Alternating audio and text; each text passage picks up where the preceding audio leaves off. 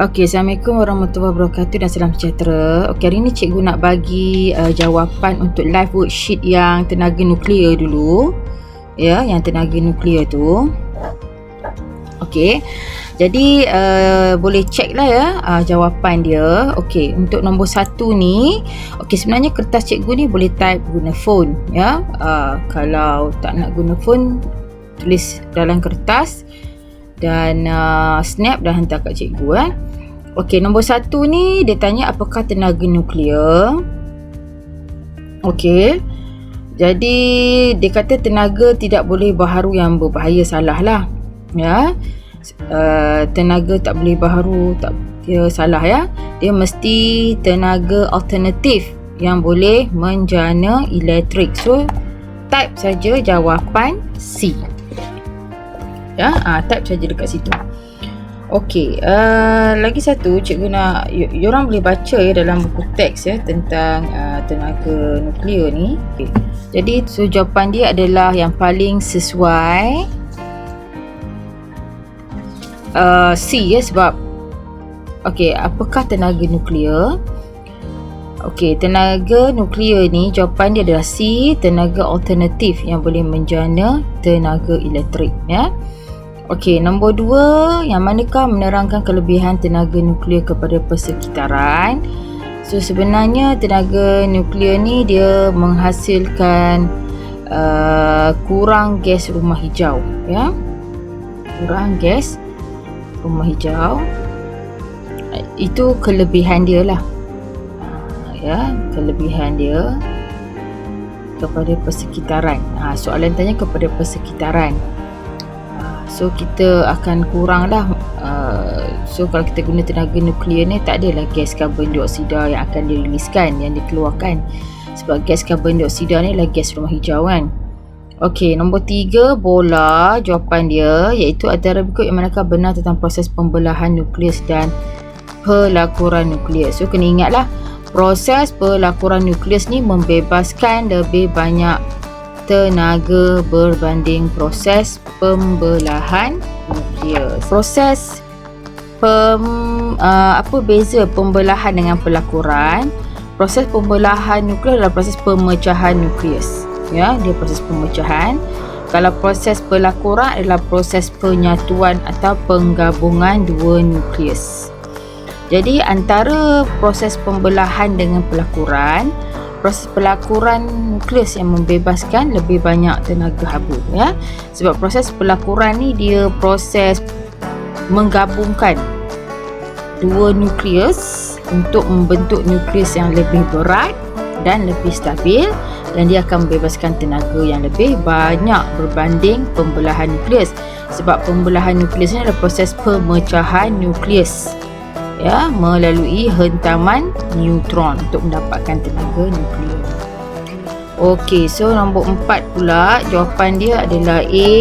Okey, kalau tengok sini gambar ni menunjukkan proses penghasilan tenaga nuklear. Dia kata manakah antara rajah berikut menunjukkan satu proses penghasilan tenaga nuklear. So manakah antara berikut yang merupakan neutron. So A lah neutron ya. Sebab kalau tengok ni adalah proses pembelahan nukleus.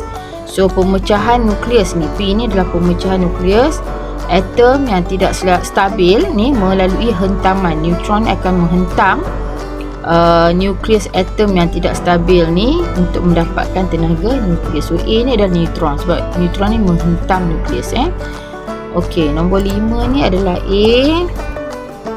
Okey, ini adalah proses fusion ni, maksudnya proses pelakuran ya.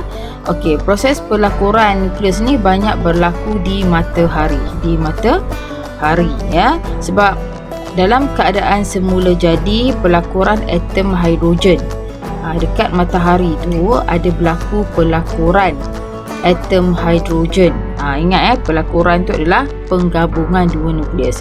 So pelakuran atom hidrogen dia membentuk helium di permukaan matahari dan membebaskan tenaga cahaya dan haba ya.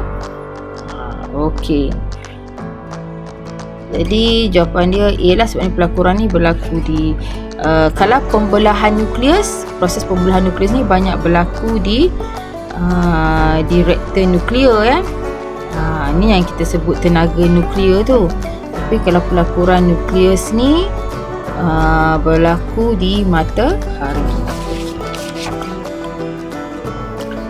Lepas tu okey, nombor 6 jawapan dia dongki. Okey, uranium ya, merupakan manakah merupakan sumber tenaga nuklear. So uranium lah. Okey, nombor 7. Ni kita kena tengok stesen jana kuasa elektrik untuk menjana tenaga elektrik ya. Okey, lepas tenaga nuklear dibebaskan. Okey, tenaga nuklear ni dibebaskan semasa pembelahan nukleus uranium di dalam reaktor nuklear. Ya, lepas tu tenaga nuklear dan tenaga haba yang dibebaskan. Maksudnya dekat sini tenaga nuklear ni dibebaskan semasa pembelahan nukleus uranium di dalam reaktor nuklear. Lepas tu akan menghasilkan tenaga haba yang akan mendidihkan air dalam jana kuasa steam dan juga akan menghasilkan steam ya. Okey, lepas tu steam ni, tenaga haba ni akan menghasilkan steam, mendidihkan air dan menghasilkan steam. Jadi steam yang bertekanan tinggi ni akan memutarkan turbin dan menjanakan tenaga elektrik. Jadi bila ada putaran turbin tu menyebabkan ada tenaga kinetik ya. So 7B. Bila steam yang bertekanan tinggi ni yang terhasil daripada pendidihan air tadi, dia memutarkan turbin dekat sini, tenaga kinetik tu memutarkan turbin dan menjanakan tenaga elektrik di penjana elektrik. So tenaga elektrik ni akan disalurkan kepada pengguna melalui kabel elektrik ya. Okey, nombor 8. Okey, nombor 8. Bahagian dalam stesen jana kuasa nuklear ini mengelakkan kebocoran ya, sinaran reaktif daripada reaktor. Apakah bahagian ini? So kalau kita nak elakkan kebocoran, mesti kena ada perisai konkrit. Ya, kita ada perisai konkrit. Okey, nombor 9. Antara berikut manakah bukan kesan daripada pengeboman bom atom di Hiroshima dan Nagasaki dalam Perang Dunia Kedua? Dia kata bukan ya, maksudnya tsunami lah. Tsunami ni bukan ya, pengeboman bom atom tidak menyebabkan tsunami, tapi menyebabkan sistem penghubungan terputus, pencemaran bahan radioaktif dan mengorbankan banyak nyawa orang. Okey, nombor 10 ni dia kata Slovakia membekalkan tenaga elektrik kepada negara-negara jiran kerana tenaga elektrik yang dijana dalam reaktor nuklear melebihi keperluan negaranya. So terlampau banyak sangat dia punya tenaga elektrik dia. So dia boleh membekalkan ya kepada orang lain. Ini menunjukkan apa? So kalau kita dapat membangun tenaga nuklear, sebenarnya penggunaan tenaga nuklear ni mampu memberikan keuntungan yang lumayan kepada negara sebab dia apa? Dia membekalkan tenaga elektrik kepada negara-negara jiran. So maksudnya Slovakia ni boleh buat duit lah ya. Maksudnya dia dapat income ya. Okey, nombor 11 ni, antara berikut manakah merupakan kesan genetik daripada ujian nuklear? So sememangnya adalah mutasi. That's why kalau dulu kita tengok Jepun, Rusia yang ada ujian nuklear ni, kita nampak ya banyak mutasi yang berlaku kepada manusia dan banyak yang sudah meninggal dunia ya. Mutasi ni bermaksud perubahan dalam kromosom tu. Okey, apakah kriteria yang perlu dipertimbangkan sebelum memilih lokasi untuk membina stesen jana kuasa? So, apa yang kita perlu perhatikan, mesti kena ada bekalan air. Okey, kos sewaan yang murah ni tak boleh lah. Takkan murah ya untuk buat stesen jana kuasa ni. Okey, kos tu memang kita dah tahu dah akan mahal. So, apa lagi faktor-faktor sebelum kita nak pilih lokasi? So, kena ada bekalan air. Dan yang penting, tidak terdedah dengan risiko bencana alam seperti gempa bumi. Kalau boleh tak naklah ada gempa bumi, nanti rosaklah logi kita kan.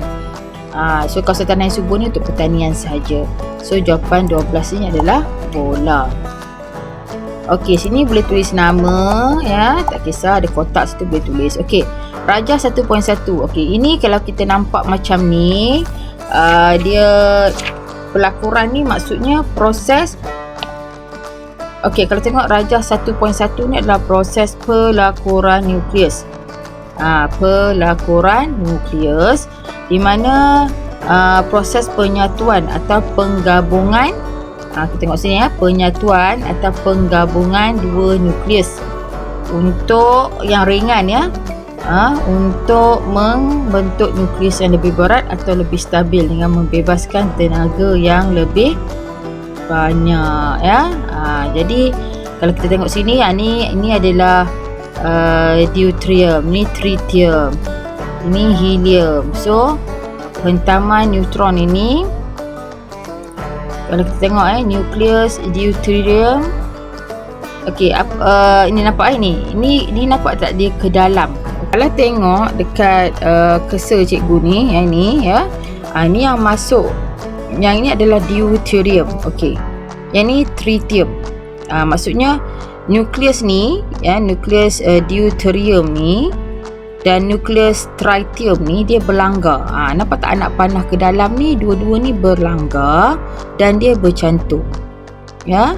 Jadi bila nukleus deuterium dan tritium, ini adalah dua isotop hidrogen. Hidrogen lah, dua-dua ni adalah hidrogen, tapi dia ada isotop dia. Ya. Okey, so dua-duanya berlanggar dan bercantum. Bila bercantum, nukleus helium dan satu neutron. So sini kita nampak nukleus helium, ini adalah nukleus helium, dan satu neutron serta tenaga dibebaskan. So ini adalah proses pelakuran.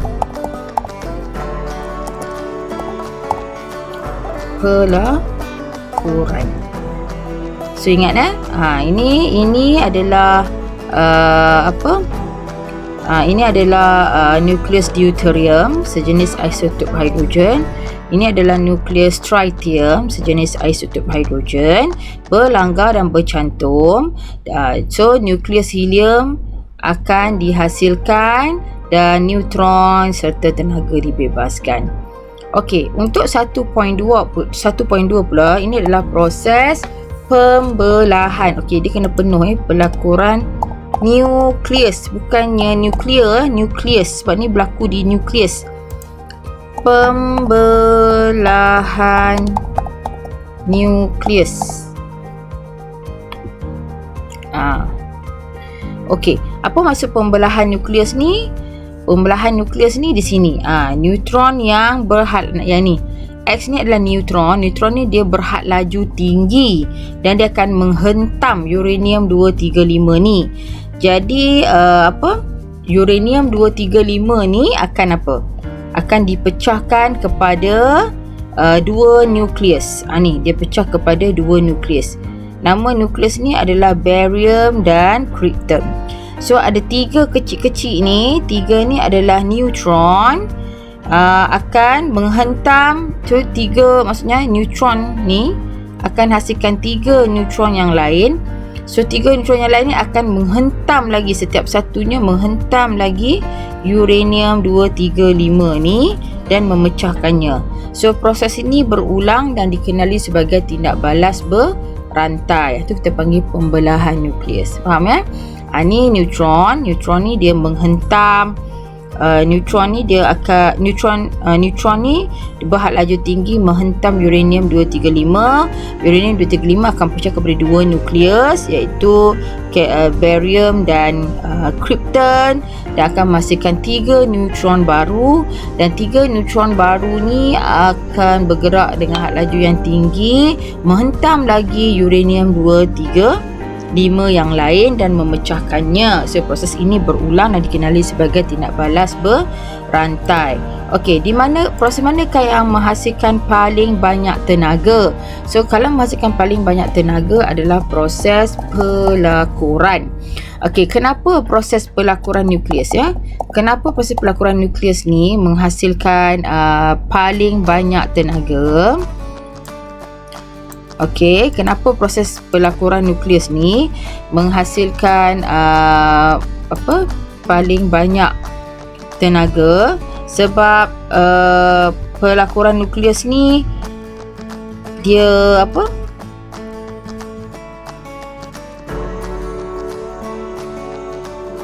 dia ada perlanggaran ini ya. Kita nampak ada dua nukleus ini berlanggar dan dia bercantum. Bila dia berlanggar dan bercantum, hasil cantuman dua nukleus ini, dia menjadi lebih berat dan dia menjadi lebih stabil. Bila dia lebih berat, kan, kenapa? Maksudnya nukleus ini yang dalam ni dia menjadi lebih berat sebab hasil penyatuan dua nukleus ini. So nukleus yang lebih berat ini akan menghasilkan tenaga yang lebih banyak. So yang paling menghasilkan tenaga yang paling banyak adalah pelakuran nukleus, ya. Okey, so apakah X? X ni adalah di tempat pembelahan ni, neutron, ya. Neutron, neutron. Okey, nyatakan satu ciri X, ya. Kalau nama pun neutron, dia adalah neutral. Nyatakan satu kepentingan tenaga nuklear. Senang saja, ya. Menjana tenaga elektrik. Ini je cikgu nak jawapan dia, ya. Yang satu kepentingan yang kita nak belajar, ya, dalam topik ni. Ya, membuat senjata ke apa ke, nampak macam jawapan tu sangat negatif, tapi memang sebenarnya tapi kita ambil jawapan yang untuk pengguna keseluruhannya. Okey, terangkan dua kelebihan. Okey, dua kelebihan dia, menjana tenaga elektrik. Okey, juga dia yang bestnya tenaga nuklear ni, dia kurang membebaskan apa? Kurang membebaskan gas rumah hijau, kan. Gas rumah hijau ni akan menyebabkan pemanasan global, kan. So dia kurang lah. Okey, keburukan dia, sisa radioaktifnya sukar untuk dilupuskan. Sukar dilupuskan. Okey. Lepas tu kos pembinaan jana kuasa. Kos pembinaan jana kuasa mahal. Ya, mahal ataupun sangat tinggi, ataupun boleh cakap ancaman serangan pengganas pun boleh. Okey, result Malaysia, ya. Okey, kita akan tengok minyak mentah ni adalah tenaga yang tak boleh diperbarui, kan, akan habis. Yang maksudnya sumber bahan api fosil bukan sumber tenaga yang tak boleh diperbarui, dah akan habis. So tenaga nuklear ni adalah tenaga alternatif yang boleh dipertimbangkan. Tapi risiko utama penggunaan tenaga nuklear adalah dedahan sinar radioaktif yang boleh menyebabkan mutasi dan kanser. Okey, mengapa kita perlu mencari sumber tenaga alternatif lain untuk menggantikan bahan api fosil? Sebab apa? Senang saja jawapan dia. Kerana bahan fosil, bahan api fosil akan habis, kan? Okey, lepas tu nyatakan satu sumber tenaga alternatif yang boleh menggantikan bahan api fosil. Okey, yang kita bincang sekarang lah tenaga nuklear lah, ya, yang boleh menggantikan. Okey, terangkan faktor yang perlu dipertimbangkan. Katalah Malaysia nak guna, apa faktor yang kita boleh untuk menggunakan sumber tenaga alternatif ni? So kita kena lokasi yang strategik. Lokasi kita nak bina tu, nak bina loji ni bukan tengah-tengah rumah orang ke apa ke, kan. Kena cari lokasi yang betul. Ya, lokasi strategik di mana mempunyai bekalan air. Mesti ada bekalan air lah. Penting, bekalan air ni kalau kita nak menjana tenaga sebenarnya bekalan air ni penting untuk semua tindak balas kimia, ya. Sebab macam dalam proses penjenaan tenaga elektrik, bukan, bila ada tenaga nuklear dibebaskan, tenaga nuklear ni akan mendidihkan air, kan. Jadi air ni akan menghasilkan steam. Jadi steam yang bertekanan tinggi ni lah akan memutarkan turbin. So pentinglah bekalan air tu. Dan juga yang penting kita kena pandai dalam cara pengendalian. Maksudnya bila kita nak buat stesen jana kuasa ni, kena dah tahu nak buang macam mana, nak handle sisa radioaktif ni. Jangan main buat saja, main buat aja dia punya jana kuasa ni, tapi tak reti nak mengendalikan sisa radioaktif tu. Takut kalau tak betul akan menyebabkan mutasi dan kanser kepada orang lain, ya. Jadi mesti apa? Lokasi yang strategik, ya, mempunyai bekalan air, kan, kepada bencana alam. Tidak terdedah kepada bencana alam. Ini maksud lokasi yang strategik. Okey, kalau dari segi cara pengendalian sisa radioaktif yang betul, maksudnya kenapa kita kena tahu nak handle? Sebab bahan radioaktif ni kerana apa? Kerana bahan radioaktif ini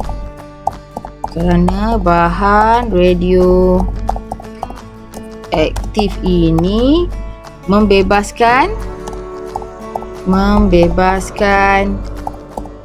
sinar radioaktif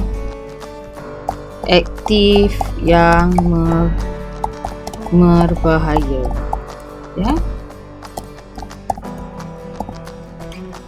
So, cara pengendalian sisa radioaktif yang betul, ya, kerana bahan radioaktif ini membebaskan sinaran radioaktif yang berbahaya dan dia juga boleh bertahan sangat lama, ya. That's why kadang-kadang kita nampak bila ada kes tenaga nuklear ni akan menyebabkan, ya, mutasi kanser dalam tempoh yang lama, sebab tenaga ni dia boleh bertahan sangat lama. Okey, so bila dah siap type semua ni, bolehlah klik finish, ya. Okey, klik finish. So bila klik finish, just tulis nama saja, lepas tu hantar send, so akan dapat dalam mailbox cikgu, ya. Okey.